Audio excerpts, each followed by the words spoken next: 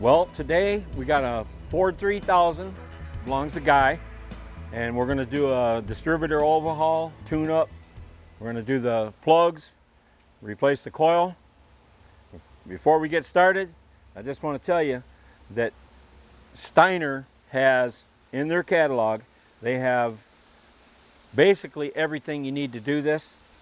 What we have today, important thing is you need to be able to identify what distributor you have on the tractor. And this one right here is a factory Ford distributor. To identify this is a vacuum advance, so this is definitely a factory Ford. This whole tractor is exactly the way it came from the factory. Nothing has been replaced on this. It's a 12-volt system, and we need to point that out. On this particular tractor, it's a negative ground. Now, the difference in distributors and magneto, which older tractors, a lot of them had a magneto. This distributor, you have to have power to it. The older ones were 6 cylinders with a positive ground. And before that, when they had just a magneto, they had no battery, because a magneto creates its own power. And they had cranks on them. You know, like the John Deere's had a flywheel that you cranked, and the Internationals and a lot of those old tractors had an actual crank in the front of it. You know, I even think some of the old Ford, either 8 ends, 9 ends, some of those tractors, some of those even had cranks earlier. But all you had to do was just get that motor turning, and that magneto had a hot enough spark in it that it would kick. If the timing was set right, which the timing on this tractor, I just set this timing. This tractor is timed and ready to do what we got to do now. We can check it when we're done, but the thing I was pointing out is the magneto fires itself, and the distributor fires off of the system. So you have to make the determination which one of those you have. Without any further ado, we're going to go ahead and redo this distributor by taking the cap off, the wires off, put new plugs, points, condenser, get everything set, and we'll be ready to rock. Another thing I want to point out about the difference in a distributor and a magneto: a distributor has a separate coil. A lot of times the distributor on some of the older tractors that went in this way, the coil was mounted on the top, but this one has a separate 12-volt coil right here, and a magneto did not have a coil. So, it behooves you to purchase a manual if you're going to buy a tractor, or if you already have a tractor, to buy that owner's manual, operator's manual, and it will point out basically all this stuff, and it will tell you by serial number which tractor you have and which coil, distributor, and all those things. Well, to the viewers that have never taken a distributor apart, taken the wires off, I'm going to recommend that you take a piece of tape and put it on your wires. The firing order on this tractor is written right on the thing. The firing order on this particular tractor is 1, 2, and 3.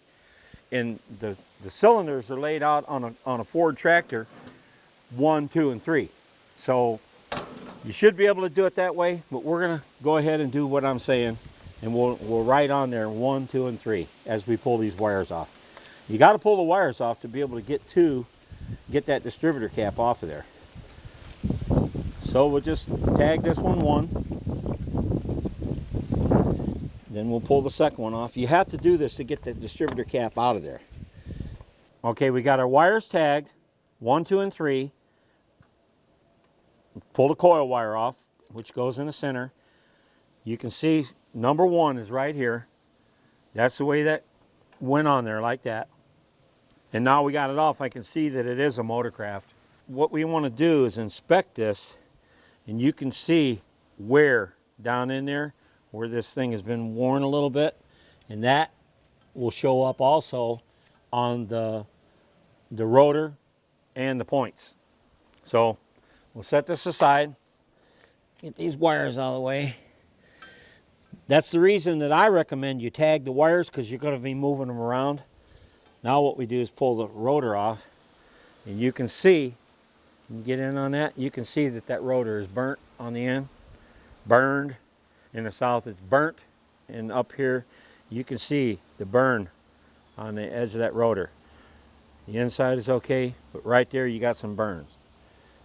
So I always like to take the ground wire off before I start sticking screwdrivers in the distributor, because we don't want to have a problem with the spark. Something I want to point out, on the tractors like this that have a distributor, I recommend that you don't leave the key on, because when you leave the key on, if the points are together, you can burn the points by leaving the key on. You can see the screws on there. I mean, it's not that hard to see what we got to do. Magnetic screwdriver is something that I recommend.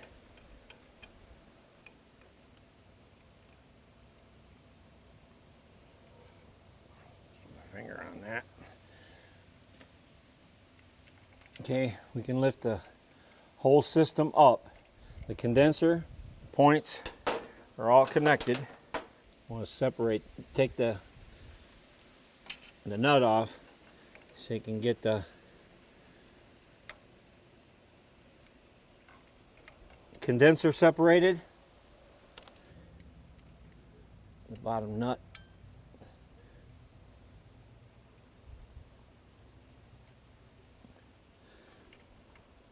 Pull that hot wire off of there. There's the points out. Okay, you can see the points are pretty well burnt right there. You can see the contacts are severely burned. So it's a good thing we're replacing them. So get the new points. This kit comes with the 3 spark plugs, the rotor, the condenser, and the points. Now some of tractors, when you order from Steiner, some of the tractors don't come with everything. They don't come with spark plugs. They're in a separate kit. But this kit, it does come with it, so we're good on that. Okay, when you reinstall the points, you want to make sure that this pin, there's a place for it in the plate of that distributor. You want to make sure that goes down in there, as well as lining up the 2 screw holes. And don't tighten up the screws yet, because we got to adjust this so that this rides on the lobe of the camshaft that comes up through the distributor.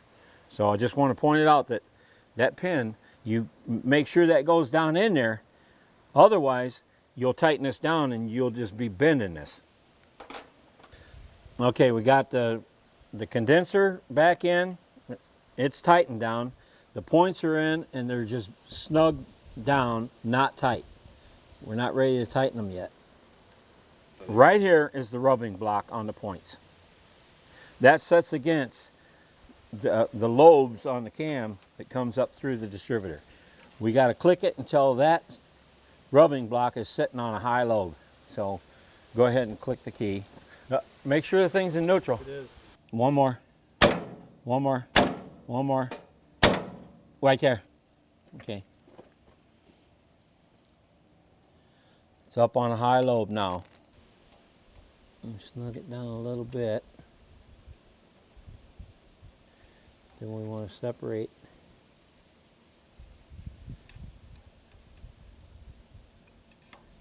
You got to pry the base of the points over.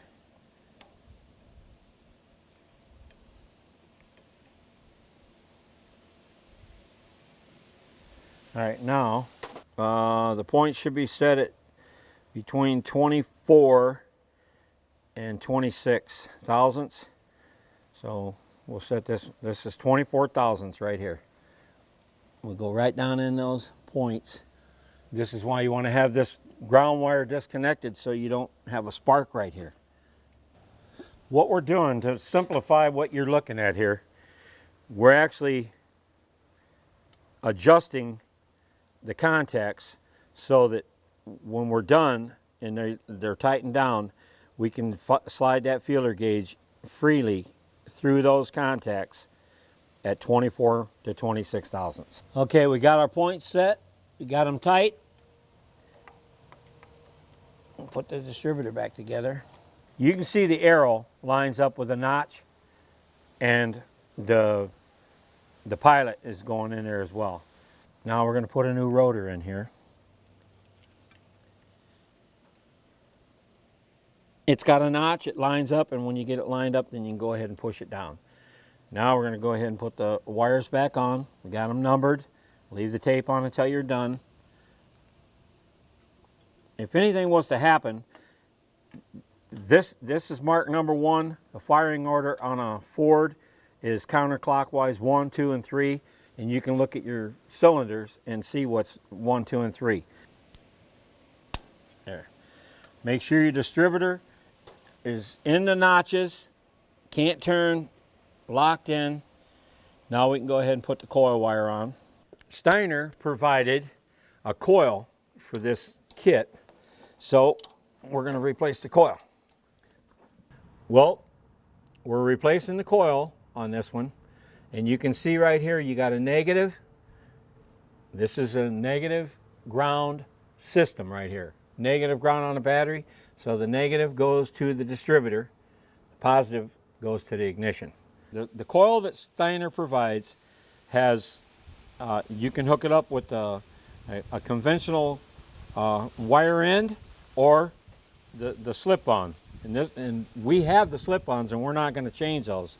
So we're going to take these off and just set these aside. We're going to go slow when we tighten this up so we don't twist that end off.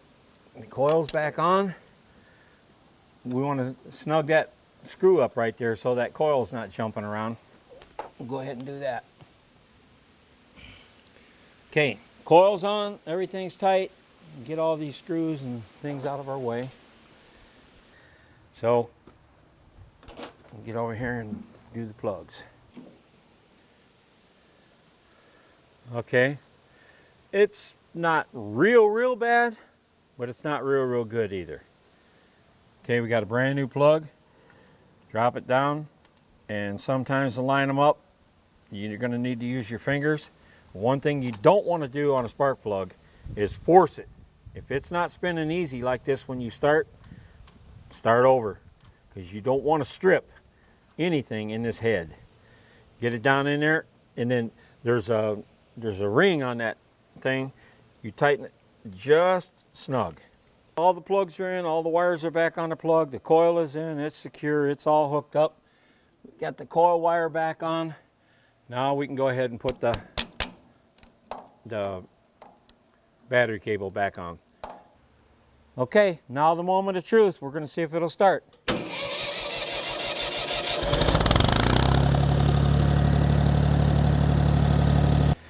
Well, started, it ran. We can go put the plow on the ground and we can get it under a load and the governor and all that stuff, but that's another episode. You guys got to get you a Steiner catalog, even if you don't have a tractor. This might encourage you to get a tractor, but they have the majority of what you need right now. So get you a Steiner catalog, order it, and then you can go from there.